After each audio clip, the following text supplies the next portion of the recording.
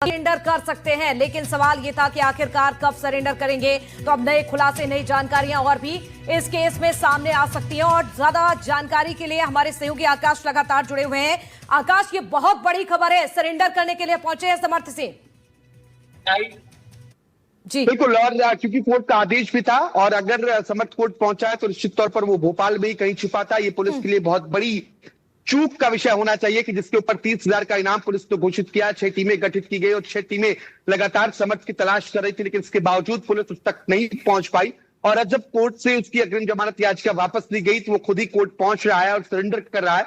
तो ये भोपाल पुलिस के एसआईटी और भोपाल पुलिस की एक तरीके से नाकामयाबी कहेंगे कि पुलिस उसे गिरफ्तार करने में कामयाब नहीं रही।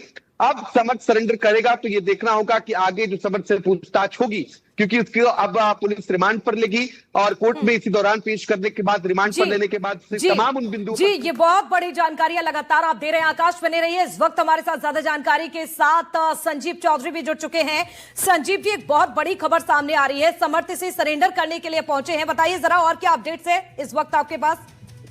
समर्थ सिंह के एडवोकेट मृगेंद्र सिंह ने मुझ एनडीटीवी को सबसे पहली खबर दी है कि जो समर्थ सिंह है वो जबलपुर डिस्ट्रिक्ट जज नंबर 1 के सामने पहुंच गए हैं सरेंडर करने के लिए।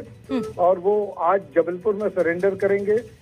वो भोपाल इसलिए सरेंडर जबलपुर में करना चाहते हैं क्योंकि उन्हें डर है कि कहीं कोई भोपाल जाते समय उनके साथ कोई दुर्घटना ना हो जाए, कुछ दिक्कत ना हो जाए, इसलिए वो जबलपुर में सरेंडर करना चाहते हैं। डिस्ट्रिक्ट जज के सामने वो सरेंडर करने पहुंच गए हैं।